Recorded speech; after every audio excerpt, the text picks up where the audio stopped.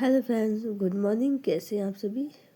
मैं आशा करती हूँ आप सभी बहुत ही अच्छे होंगे और अपनी पढ़ाई लिखाई को एकदम मन लगा के कर रहे होंगे, क्योंकि आप लोगों का एग्ज़ाम भी 7 या 8 का होना है और अभी तक एडमिट कार्ड नहीं आया है। तो एडमिट कार्ड आएगा आपका 2 दिन पहले। अगर 7 तारीख को एग्ज़ाम है तो 5 तारीख को आएगा। अगर 8 तारीख को एग्ज़ाम है तो 2 दिन पहले आप देख लीजिएगा, ठीक है।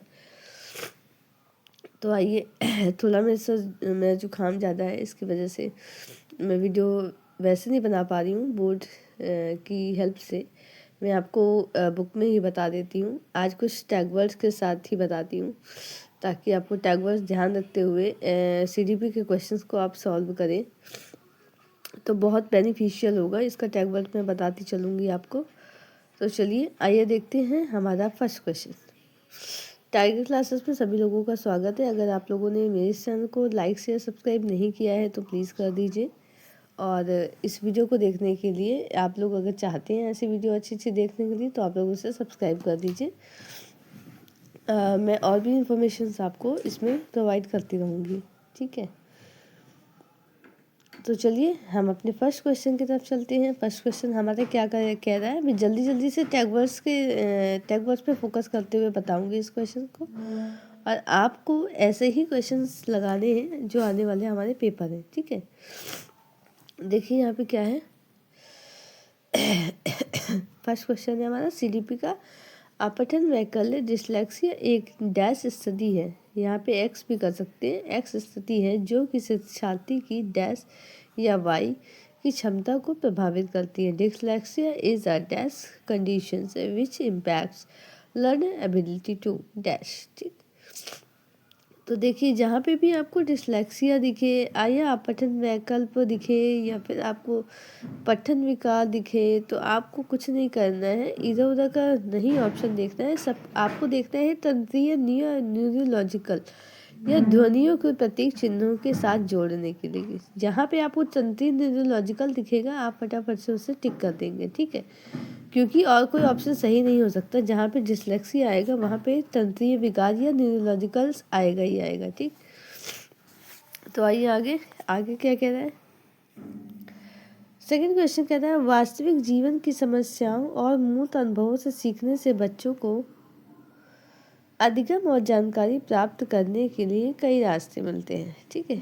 इसमें ये बोलना है कि वास्तविक जीवन की समस्याओं मतलब जो रियल लाइफ की समस्या है, हाँ, और मूर्त अनुभव है मतलब जो देख पाता है बच्चा, वो उसका जो अनुभव है उससे सीखने से बच्चों को सीखने में जानकारी प्राप्त करने के लिए कई रास्ते मिलते हैं। हाँ बिल्कुल, बच्चों को अगर आप दिखा कर के कोई चीज़ें सिखा रहे हैं तो वो जल्दी सीखेंगे। और क्या करेंगे उसके साथ में बच्चे ज़्यादा से ज़्यादा उससे अंतःक्रिया कर पाएंगे। भैया जब देख पाएंगे तब उससे मानी सी बात है, जब बच्चा देख पाएगा तो उस चीज़ को जल्दी से और आसानी से सीख पाएगा। तो ठीक, पहला असर्शन हमारा सही है। सेकंड कह रहा है विकास अपेक्षाकृत व्यवस्थित और अनुक्रमित है। विकास कह रहा है कि व्यवस्थित है, मतलब वो क्या कह रहा है, विकास जो होता है ऑर्डरली होता है। हाँ बिल्कुल ऑर्डरली होता है, क्योंकि हमारे पहले मस्तिष्क का विकास होता है, उसके बाद ही पैर का विकास होता है, ठीक है। तो हमारा ये व्यवस्थित होता है और अनुक्रमित होता है, यानी सीक्वेंशियल होता है। जब भी हम आपको डेवलपमेंट की बात करेंगे तो वो हमेशा सीक्वेंशियल ही होगा। तो इसमें आपका असर्शन और रीजनिंग का दोनों क्वेश्चंस आपका सही है, ठीक है। नेक्स्ट पे आते हैं। आपको इसी तरह से सोचना है, वर्ड्स को थोड़ा सा ध्यान में रखते हुए क्वेश्चंस को लगाने हैं, क्योंकि वर्ड्स आपको हिंदी इंग्लिश दोनों को देखना है, तभी आप लोग यहाँ पे अच्छे से कर पाएंगे, ठीक है। देखिए थर्ड क्वेश्चन क्या कह रहा है। पाठ्य पुस्तकों और मीडिया में विभिन्न जेंडर का प्रतिनिधित्व। यहाँ पे आप समझ जाइए जेंडर वाला क्वेश्चन, हाँ। जेंडर का प्रतिनिधित्व बहुत ज़्यादा पढ़ने की ज़रूरत नहीं है, बस आप इस चीज़ को समझ जाइए कि यहाँ पे जेंडर का प्रतिनिधित्व कितना और किस तरीके से किया जाता है। फिर भी आप एक बार पढ़ लीजिए पूरा, क्योंकि बिना क्वेश्चन पढ़े आगे क्या कह रहा है इस चीज़ की जानकारी हमें नहीं मिलती है। तो आप इसलिए इस क्वेश्चन को पूरा पढ़ लीजिए, ठीक है। हम तो यही कहेंगे। बाकी आप अगर जल्दी में बहुत लगाना चाह रहे हैं तो जल्दी में भी करना कोई चीज़ को सही नहीं है जब तक आप क्वेश्चन पूरा पढ़े नहीं, ठीक है। तो मुझे लगता है कि यहाँ पे अगर मैं इसे देखूँ कि जेंडर वाला है तो जेंडर पहचान को मजबूत करना ये तो सही नहीं हो सकता। जेंडर भूमिका की नम्यता को हतोत्साहित करना, जहाँ पे हतोत्साहित तो वहाँ सही तो हो ही नहीं सकता है ना। जेंडर रूढ़िवादियों पर सवाल उठाना है। माननी सी बात है कि जेंडर रूढ़िवादी पे एक क्वेश्चन आता ही आता है, तो जेंडर रूढ़िवादी पर सवाल उठाना है, क्वेश्चनिंग ये वाला सही है। जेंडर स्थिरता को मजबूत करें, स्थिरता को मजबूत करना नहीं, ये नहीं। आप इस सब टैग वर्ड से समझ सकते हैं जहाँ पे स्थिरता आ रहा है, जहाँ पे हतोत्साहित आ रहा है, जहाँ पे जेंडर पहचान को मजबूत करना आ रहा है, तो ये हमारा नेगेटिव टैग वर्ड्स है, आप इसको समझ जाएंगे। और जेंडर रूढ़ियों पर सवाल उठाना, इस पर आप टिक कर सकते हैं, ठीक है, बिना ज़्यादा दिमाग लगाए आप इसको सॉल्व कर सकते हैं। नेक्स्ट फोर्थ क्वेश्चन हम देखते हैं। फोर्थ क्वेश्चन समझाने की कोशिश करती हूँ। एक समावेशी कक्षा में सीखने और लक्ष्यों शैक्षणिक रणनीतियों के साथ साथ आकलन में अनुकूलन किया जाना चाहिए। हाँ बिल्कुल, क्योंकि एक समावेशी कक्षा में सीखने के लक्ष्यों शैक्षिक यानी जो सीखने का लक्ष्य है उसे शैक्षणिक रणनीतियों के साथ साथ आकलन में अनुकूलन किया जाइए। भैया जैसा बच्चा हो वहाँ पे उसी तरीके से उन्हें सुविधा देनी चाहिए, ये यहाँ पे पूछ रहा है, कह रहा है, ठीक है। तो इसका मतलब हमारा असर्शन सही कह रहा है। रीजन क्या कह रहे हैं? समावेशन का दर्शन शैक्षणिक दृष्टिकोण और मूल्यांकन के माध्यम से सभी व्यक्तिगत मतभेदों को समाप्त करने की वकालत करता है। भाई यहाँ पे कह रहे हैं सभी मतभेदों को समाप्त करने की वकालत करता है, तो ये हमारा गलत है, क्योंकि समावेशन का जो दर्शन है शैक्षणिक दृष्टिकोण और मूल्यांकन के माध्यम से सभी व्यक्तिगत समावेशों को या मतभेदों को समाप्त करने की वकालत नहीं करता है, ठीक। तो यहाँ पे हमारा रीज़न जो है गलत है, ए सही है और आर गलत है, ठीक। इस तरीके से हम अपने नेक्स्ट क्वेश्चन पे आते हैं 5।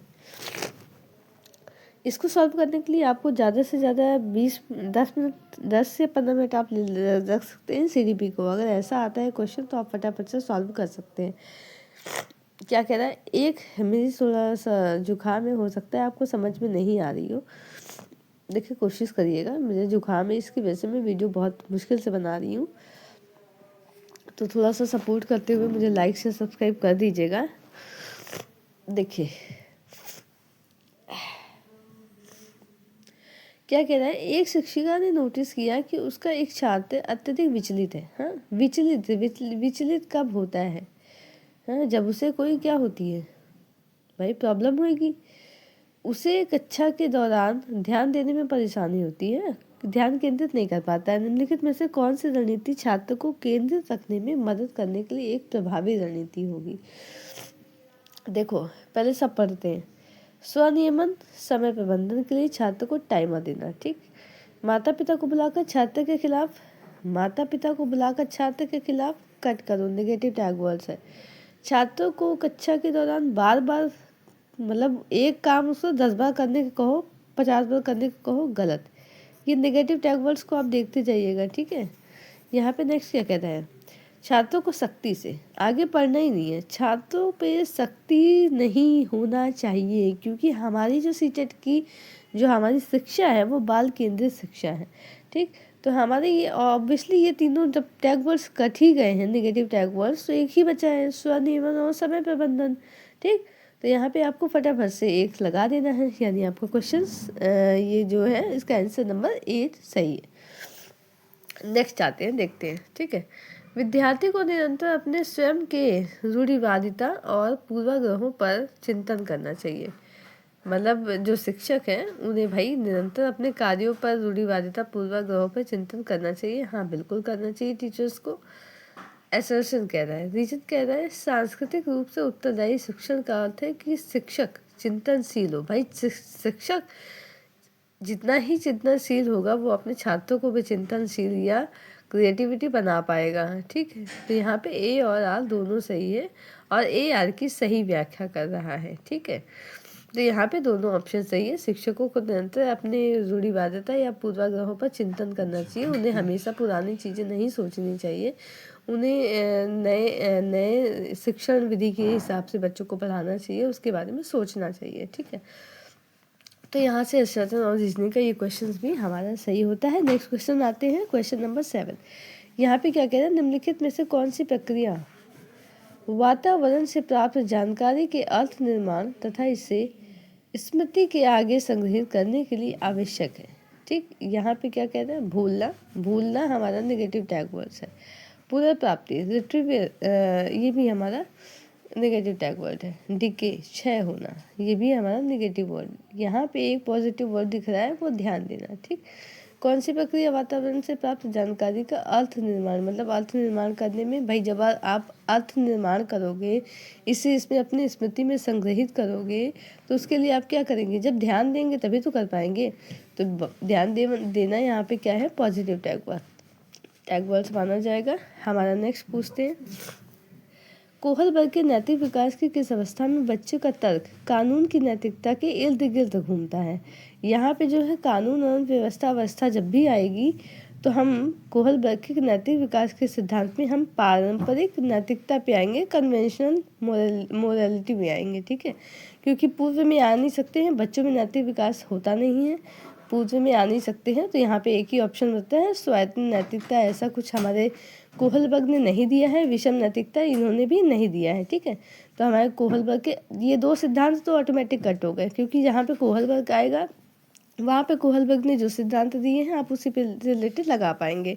तो पूर्व पारंपरिक नैतिकता एक सिद्धांत ये दिया है, और यहाँ पे जब बच्चा क्या है कानून के इर्द गिर्द घूमता है, कानून तथा व्यवस्था आती है, और वो हमारे सिर्फ एक ही स्टेज में आएगी, कॉन्वेंशनल मोरालिटी में आएगी, ठीक है। तो इस तरीके से टैग वर्ड्स को ध्यान रखते हुए लगाना है। नेक्स्ट है हमारा क्वेश्चन नंबर 9, निम्नलिखित में से कौन सा संरचनावादी अधिगम सिद्धांत का मूल मूल सिद्धांत है, मतलब सीखने का मूल सिद्धांत है। संरचनावादी यानी कंस्ट्रक्टिविस्ट, ठीक है। इसकी लर्निंग के बारे में बात करता है। तो आइए हम टैग वर्ड से समझाते हैं। छात्र अपने पर्यावरण के साथ सक्रिय संलग्नता के माध्यम से अपने ज्ञान का निर्माण करते हैं, ये सही लग रहा है। अधिगम मुख्य रूप से एक निष्क्रिय देखो यहाँ पे निष्क्रिय आप काट दोगे, ये हमारा नेगेटिव टैग वर्ड है। शिक्षकों के छात्रों को प्रत्यक्ष निर्देश और स्पष्ट मार्गदर्शन प्रदान करना चाहिए। शिक्षकों के छात्रों को प्रत्यक्ष निर्देश और स्पष्ट मार्गदर्शन प्रदान करना चाहिए, थोड़ा सही लग रहा है। अधिगम तब होता है जब छात्रों को शिक्षकों से सही उत्तर और प्रतिपुष्टि मिलती है। ये जरूरी नहीं होता है कि अधिगम तभी होता है। और यहाँ पे क्या कह रहा है, संरचनावादी कुछ ना कुछ कंस्ट्रक्टिविस्ट कह रहा है कि कुछ कंस्ट्रक्टिव मतलब कुछ बनाना है, बच्चों को रचना करनी है किसी चीज़ में। तो छात्र अपने पर्यावरण के साथ जब बच्चे अपने इन्वायरमेंट के साथ सक्रिय संलग्न रहेंगे तभी तो वो अपने ज्ञान का निर्माण कर पाएंगे ना, संरचना कर पाएंगे। यहाँ पे संरचनावादी पूछा हुआ है, तो इस हिसाब से हम यहाँ पे रचना जहाँ पे करना होता है, जहाँ पे ज्ञान का निर्माण करना होता है, यही हमारा पॉजिटिव टैग वर्ड दिख रहा है, ठीक है। तो option number A is right.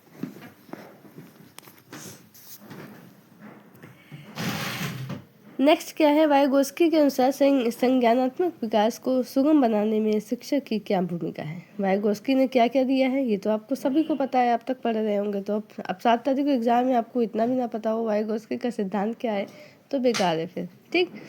देखते हैं, छात्रों को पूरी तरह से स्वतंत्र रूप से सीखने की अनुमति देना, ऐसा कुछ भी सिद्धांत वाइगोस्की ने नहीं दिया है। केवल उन्हीं कार्यों को देना, यहाँ पे जो केवल है वो क्या है, नेगेटिव टैग वर्ड है, कट कर दो, इसे देखना ही नहीं आगे। जहाँ केवल दिखे उसे काट दो, क्योंकि उसे देखना ही आगे नहीं है। छात्र को जानकारी और ज्ञान प्रदान करना, ये भी ऐसा कुछ हमारे वाइगोस्की ने नहीं दिया है, ठीक।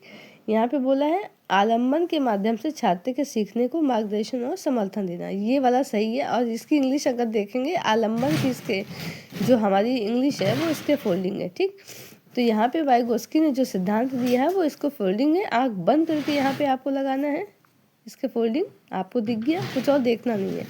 पहली बात तो आपको देखना है वाइगोस्की का सिद्धांत, दूसरा देखना है इसके फोल्डिंग आंसर में, उसके बाद आपको कुछ सोचना ही नहीं है। आइए नेक्स्ट 11 नंबर क्वेश्चन क्या कह रहा है, निम्नलिखित में से कौन सा एक समावेशी कक्षा का उदाहरण नहीं है। भाई समावेशी कक्षा क्या होती है, जहाँ पे सभी बच्चों को एक साथ आप क्या करते हैं, शिक्षा प्रदान करते हैं, ठीक है। यहाँ पे पूछ रहा है नहीं है, इस नहीं को अंडरलाइन करिएगा वरना आप इस क्वेश्चन को गलत कर देंगे। विभेदक निर्देश चिन्ह सही है। प्रतिस्पर्धी, भाई जहाँ पे प्रतिस्पर्धा, लड़ाई झगड़ा, मार पीट बच्चों को नहीं सिखाना है, दैट मीन ये आपका नेगेटिव वर्ड्स है। तो भाई प्रतिस्पर्धा है तो काट दो, क्योंकि आपको नेगेटिव पूछा है तो नेगेटिव आपको बताना है, ठीक। चलिए 1 मिनट में क्वेश्चन, आपको 1 मिनट भी नहीं लगा है ये क्वेश्चन करने में, ठीक है। इसी तरीके से आप करते रहिए और हमें बताते रहिए, मज़ा आता है ना इस क्वेश्चन को टैग वर्ड्स के अकॉर्डिंग करने में। आगे भी हम ऐसी क्वेश्चन लाते रहेंगे, तो प्लीज़ मुझे लाइक से सब्सक्राइब कर दिएगा, ठीक है। Thank you so much for watching.